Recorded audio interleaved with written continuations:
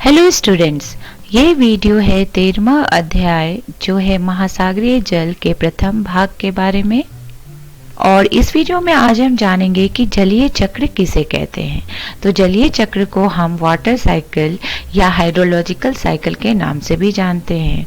और इस वीडियो में आज हम जानेंगे कि ये जलीय चक्र जो है ये किसे कहते हैं। साथ ही साथ हम जानेंगे महासागरीय अधस्थल का उच्चावच, यानी महासागर के अधस्थल में कौन कौन से रिलीफ फीचर्स मिलते हैं, इसे भी हम इस वीडियो में आज जानेंगे। तो चलिए स्टूडेंट्स जानते हैं इसके बारे में। तो जैसा कि हम लोग जानते हैं कि पृथ्वी पर जो है जल और भूमि का वितरण जो है असमान है। और अगर हम जल का विस्तार देखें पृथ्वी पे, तो पृथ्वी का लगभग 71 से 72% भाग जो है वो जल से ढका हुआ है और इसे हम जानते हैं महासागर के नाम से। और बाकी के जो 29% भाग है पृथ्वी का, वो विभिन्न महाद्वीपों के रूप में हम जानते हैं, यानी ये 29% जो है ये भूमि होता है और इसे ही हम महाद्वीप के रूप में जानते हैं। और चूंकि पृथ्वी का 71 से 72% भाग जो है जल से ढका हुआ होता है, इसीलिए आपने कभी सुना होगा कि पृथ्वी को जो है नीला ग्रह कहा जाता है, यानी ब्लू प्लैनेट के नाम से भी जाना जाता है। तो यहाँ हमने जाना पृथ्वी पे जल और भूमि का वितरण जो है ये कैसे है। तो चूंकि पृथ्वी का अधिकांश भाग जल से ढका हुआ है, तो इसीलिए हम यहाँ पे इस अध्याय में जानेंगे कि ये महासागरीय जल जो है इनमें कौन कौन सी प्रक्रिया होती हैं, जिनमें एक महत्वपूर्ण है जलीय चक्र, और इसे हम इस अध्याय में जानेंगे कि किसे कहते हैं। साथ ही साथ हम जानेंगे महासागरीय अधस्थल में कौन कौन से रिलीफ फीचर पाए जाते हैं। तो सबसे पहले हम जानेंगे जलीय चक्र, और इस जलीय चक्र को वाटर साइकिल या हाइड्रोलॉजिकल साइकिल के नाम से भी जाना जाता है। तो पृथ्वी पे जो भी जल पाए जाते हैं महासागर के रूप में, ये जल जो है एक चक्र के रूप में महासागर से धरातल पर और धरातल से महासागर तक पहुंचते हैं।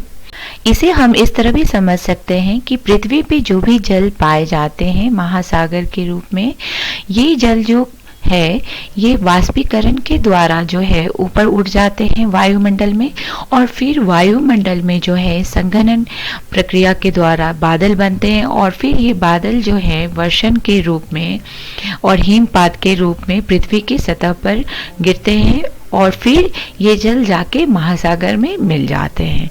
तो इस तरह हमने देखा कि कैसे जल जो है एक चक्र के रूप में महासागर से ऊपर उठते हैं और फिर वो पृथ्वी धरातल पे गिर के वो महासागर में जल जो है वो मिल जाते हैं।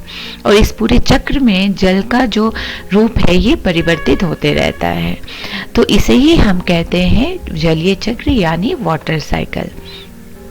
और अगर हम ये जलीय चक्र देखें कि ये आखिर कब से सक्रिय है पृथ्वी पर, तो ये करोड़ों वर्ष से कार्यरत है और पृथ्वी पर सभी प्रकार का जीवन जो है इसी जलीय चक्र पर निर्भर करता है। तो जैसा कि हमने कहा कि जलीय चक्र में क्या होता है, जब महासागर से जल ऊपर उठता है तो वो वाष्पीकरण के द्वारा जो है भाप में बदल जाता है, और उसके बाद फिर वायुमंडल में पहुंच के वहाँ संघनन प्रक्रिया होता है, जिसके कारण बादल बनते हैं, और फिर ये जो है जल फिर से पृथ्वी की धरातल पर गिरते हैं। और कभी कभी ये जल के रूप में गिरते हैं, कभी कभी जो है ये हिम के रूप में गिरते हैं। तो यहाँ हम देख सकते हैं कि जल का जो रूप है ये बदल रहा है, यानी कभी गैस के रूप में हमें दिखता है इस जलीय चक्र में जल, तो कभी तरल के रूप में, और कभी हिमपात जो कि ठोस रूप होता है जल का, उस रूप में दिखता है। तो हम कह सकते हैं कि जलीय चक्र पृथ्वी के जलमंडल में विभिन्न रूपों अर्थात गैस, तरल और ठोस में जल का परिसंचलन है। तो अगर हम एक साथ समझे तो हम कह सकते हैं कि ये जलीय चक्र में जो जल का रूप बदलता है, जिसके कारण जो है ये जलीय चक्र होता है कार्यरत। और इस जलीय चक्र का संबंध महासागरों, वायुमंडल, भूपृष्ठ, अधस्तल और जीवों के बीच जल के सतत आदान प्रदान से भी है। तो अगर हम जलीय चक्र के प्रमुख अंग को समझें तो जलीय चक्र के प्रमुख अंग हैं महासागर, वायुमंडल, भूपृष्ठ, अधस्तल और जीव, क्योंकि इन्हीं के बीच जो है ये जल का आदान प्रदान होता है और फिर ये चक्र के रूप में जो है कार्यरत रहते हैं, जिसे हम जलीय चक्र कहते हैं। तो ये हैं जलीय चक्र के प्रमुख अंग। अब आइए इस जलीय चक्र को हम इस चित्र के द्वारा समझते हैं। तो यहाँ हम देख सकते हैं जो भी जल जो है पृथ्वी के धरातल पे पाए जाते हैं, कैसे यहाँ पे वाष्पीकरण होता है, जिसके कारण जल जो है ये भाप के रूप में परिवर्तित हो जाते हैं और फिर ये ऊपर उठने लगते हैं और ये ऊपर उठ के वायुमंडल में संघनन प्रक्रिया के द्वारा यहाँ पर हम देख सकते हैं यहाँ पे बादल का निर्माण होता है। और ये तो एक क्रिया हुआ संघनन के कारण, यानी वाष्पीकरण के कारण जो है संघनन होता है। कभी कभी क्या होता है, जो भी पेड़ पौधे मौजूद होते हैं धरातल पे, वो भी जो है कुछ जल निकालते हैं अपने अंदर से, जो वायुमंडल में उपस्थित हो जाता है ये जल। तो ये प्रक्रिया को हम कहते हैं वाष्पोत्सर्जन यानी इवेपोट्रांसपिरेशन। तो ये दोनों के कारण यानी वाष्पीकरण और वाष्पोत्सर्जन के कारण जो है वायुमंडल में जल पहुंचता है भाप के रूप में और फिर ये ऊपर उठ के संघनन प्रक्रिया के द्वारा बादलों का निर्माण करते हैं। अब यहाँ पे बादल जो है फिर से क्या होता है, यहाँ पर वर्षण के रूप में जो है ये जल जो है वो पृथ्वी के धरातल पर पहुंचते हैं। अब ये वर्षण जो है या तो पानी के रूप में होता है या ठोस रूप में होता है। तो ठोस रूप में हिमपात के रूप में ये धरती पर गिरते हैं और जब ये तरल रूप में होते हैं तब वर्षा के रूप में जो है ये पानी धरती पर गिरते हैं। धरती पे गिरने के बाद ये पानी जो है या तो जाके नदी में मिलते हैं या फिर ठंडे प्रदेशों में क्या होता है, हिमपात होने के कारण वहाँ पर ग्लेशियर्स बनते हैं, हिमटोपी बनते हैं और फिर ये हिमनद और हिमटोपी जो होते हैं ये भी फिर धीरे धीरे पिघल कर जल के रूप में हो जाते हैं और ये जाकर फिर नदी में मिल जाते हैं और ये नदी का जल जो है फिर धीरे धीरे जाकर महासागर में मिल जाते हैं।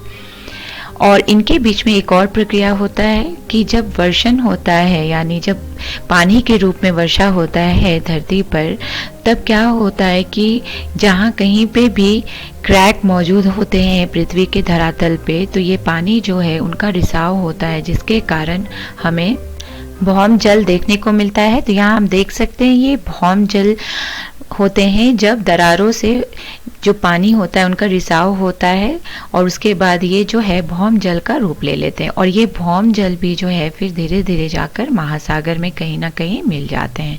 तो इस तरह जो भी जल ऊपर जाते हैं वायुमंडल में और फिर ये नीचे आते हैं, वो एक चक्र के रूप में चलता है ये प्रक्रिया और इसे ही हम कहते हैं जलीय चक्र यानी वाटर साइकिल।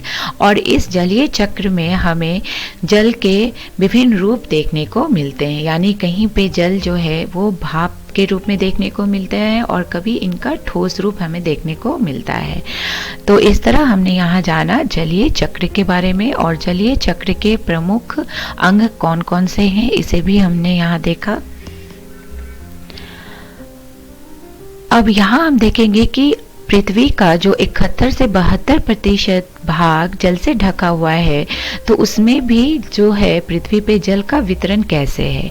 यानी अगर हम जल का वितरण पृथ्वी पर देखें तो 97.25% जो है पानी वो महासागर में पाया जाता है और बाकी के जो जल होते हैं वो पाए जाते हैं हिमानिया तथा हिमटोपी के रूप में, भूमिगत जल के रूप में, झीलें, मृदा में नमी के रूप में, वायुमंडल में और नदी नाले और जैव मंडल में। तो इस तरह हम देख सकते हैं कि कैसे 100% में से 97.25% जो है जल का वो पाया जाता है महासागर में।